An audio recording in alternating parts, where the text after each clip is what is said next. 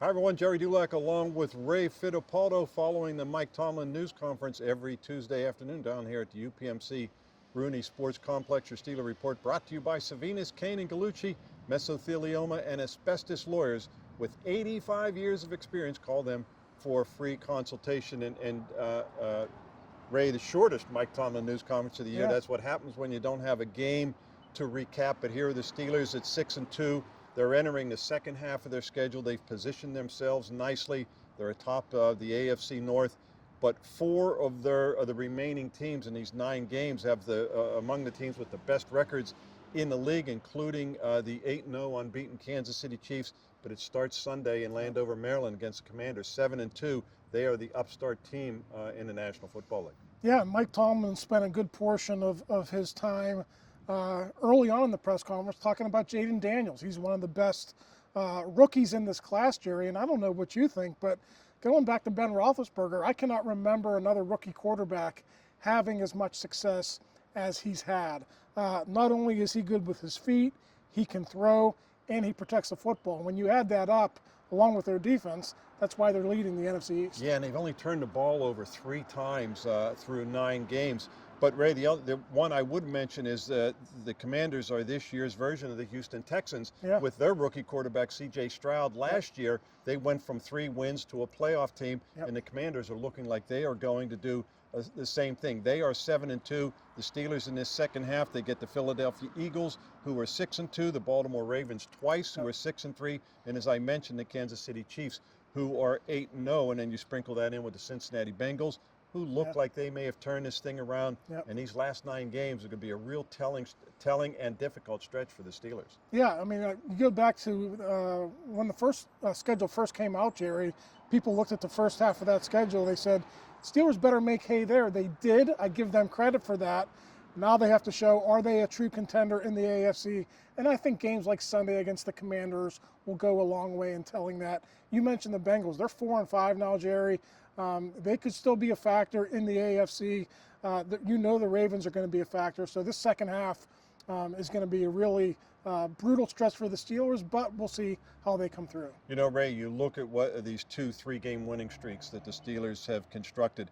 They opened the season with a 3-game win streak against teams who turned out to be better than maybe what people expected. Those 3 teams were combined 16-10. Now their current 3-game winning streak, it's been compiled against teams who were combined 7-21. But the point is, they at least won those games. Go back to last year when they laid an egg in those 3 consecutive games against the bottom feeders in the league. So at least as of right now, they've avoided that, and they have positioned themselves pretty good for the second half of the year. Let's just say they go 4-5 over these final 9 games. Well, that gets them to 10 wins, and then you keep your fingers crossed. They go 5-4 over the last 9 games. That's 11 wins, and that likely gets them in. Ray, you have to go back to 2012, the last time the Steelers had a losing record in their final 9 games, and that's when they were 4-5. So they've had non-losing seasons in the final 9 games every year since. You know who else has a tough schedule in the second half?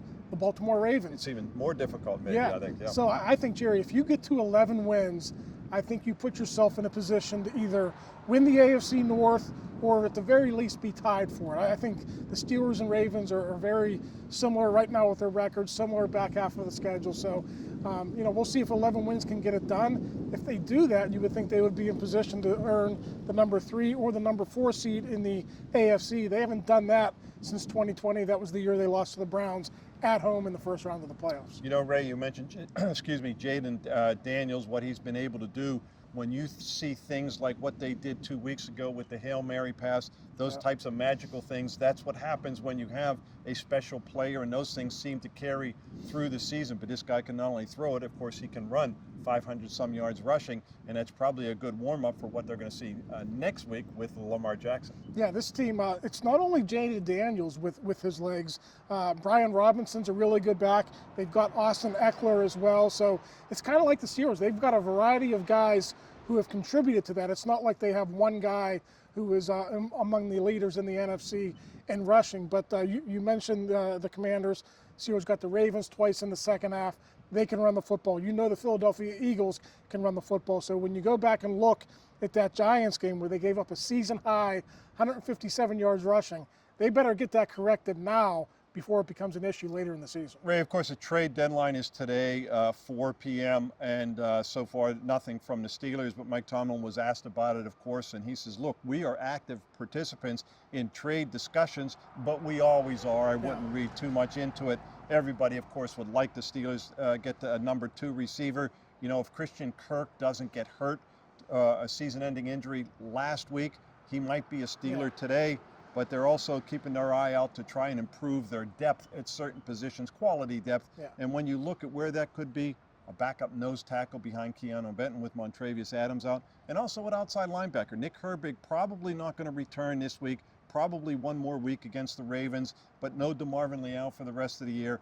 They could use a 4th outside linebacker. Yeah, the Steelers have been involved in the trade speculation really since the spring. I think at that point, even late summer, you were looking at splash moves, right? Brandon Ayuk, even more recently, Devontae Adams. I think you're right, Jerry.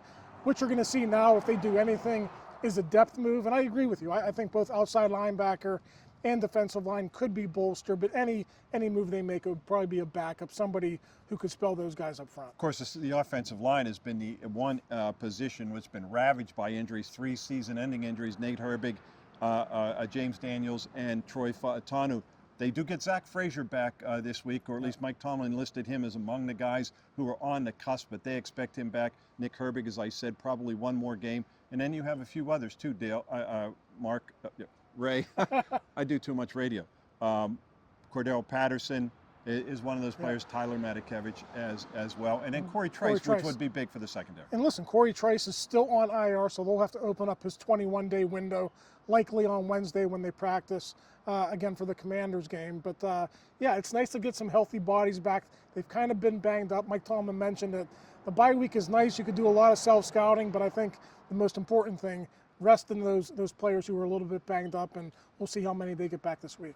And Ray, one guy he didn't list, but he was asked about later, was Justin Fields, who was the number 3 quarterback for the most recent game, but that's because he injured his hamstring, tweaked it a little bit late in the week in practice, but he said he's fine. He'll go back to being the number 2 quarterback behind Russell Wilson. Yeah, and that's good for the Steelers. You know, Mike Tomlin always likes to keep the mystery out there about those quarterback packages. Right. So he did it again today. We'll see if Justin Fields is a part of it, but it sounds like he's going to be able to be the number 2 on Sunday. Well, that's going to do it for today's wrap-up. For my co-host, Ray Fittipaldo, I'm Gerry Dulac. The Steelers play 1 p.m. Sunday in Landover, Maryland against the Washington Commanders. You're watching Post-Gazette.com.